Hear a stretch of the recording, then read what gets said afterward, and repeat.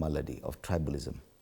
And the exchanges online are degenerating into tribal exchanges as well. And these are the young people, because we thought probably they were immune to tribalism, but it would appear they are not. That's my concern now going forward. Fred, I think if there's one fabric and make Kenya looks more beautiful is our 47 tribes. I think 42 tribes or 43 tribes. Our identity and our pride is in our in our tribal identities. But again, on politics and leadership, we have been taught, we have seen that we have quality young people who can deliver off from the tribe, from their tribal affiliation, tribal line. But now your concern, if I come to it, the young people today, I'll tell you, before I become a Kenyan, I'm a Luo. And there's no problem in being a Luo. Before Asiko becomes a Kenyan, she's a lawyer. Before Mwangi becomes a Kenyan, he's a Kiguyu. We sit here as Kenyans. There's no problem us having that. But now we have the progressive tribal conversation, and then we have the retrogressive, I'll put it that way, backwardness that we may have at some point, which is so unfortunate. But again, we can't run away from the tribal affiliation. That is just my identity. There's nothing wrong with that. But when it comes, I think when you were on the street, we were saying that we were tribeless. I still believe on the leadership, on employment, on innovativeness, on us holding the country moving forward, we need to look it beyond tribal affiliation I'm coming from, or my second name. Okay. Nick, we thought that this generation at least would not suffer the same problem that has afflicted Kenyan politics for the longest time, that issue of tribe. But there's a real risk. And just looking at some of the conversations online, there's a real risk that even the Gen Zs could be drawn into tribal debates. A very good morning, Fred. First of all, let me join my fellow panelists to condole my message of condolences to the family of Mama Aida Odinga and the entire nation at large. The death of the Right Honorable Raila Amolo Odinga was a dark cloud, not just to one particular community, but to the entire nation. And believe it or not, even us, people from Mount Kenya, have been really sad about this situation, because I will take you down the memory line.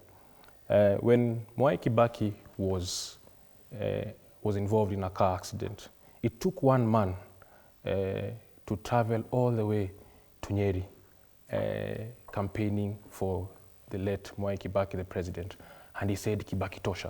And our people embraced him as Tinga, because we knew him as a man of honor, as a man of resilience, as a man who was trusted enough by Kibaki to deliver the job.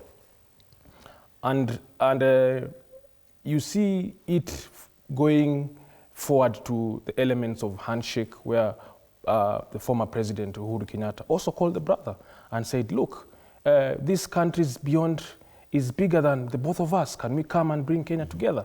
And I kid you not, Fred, we, the people of the mountain, I will tell you the truth, want to dissociate ourselves from one governor called Mutahi Kahiga, because those were his own personal remarks.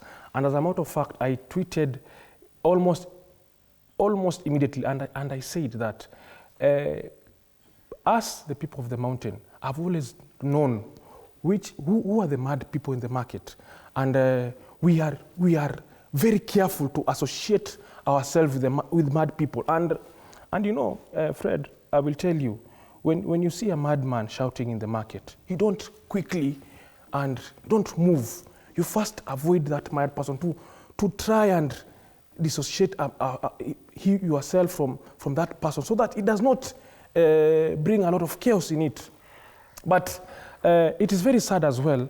We see that there are few dishonorable leaders also from Homa Bay County who we thought are well, at the state of a chairperson of a party.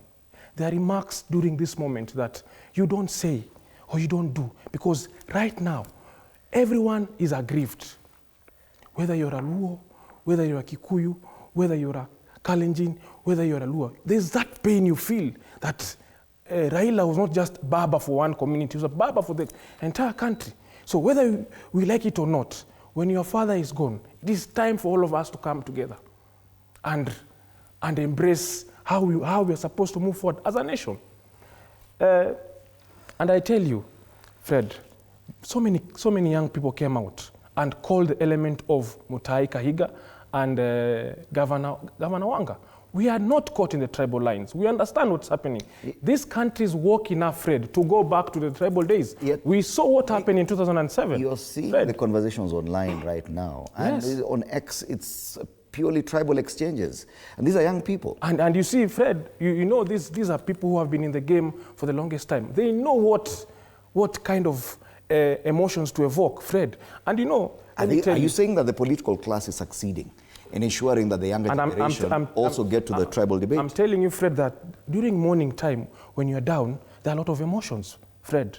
Right? If today I come to where you are aggrieved and start hurling insults, what is the reaction that will happen? People will forget about logic. They'll start to react, Fred. That's what young people are doing. And you know, in the middle of that conversation, they are criticizing what Kahiga is saying. They're criticizing what Wanga is saying. And we know that the planned, orchestrated plan that some people are having, we can already see the game beyond that. And I want to assure the chairperson of ODM. ODM is a big party.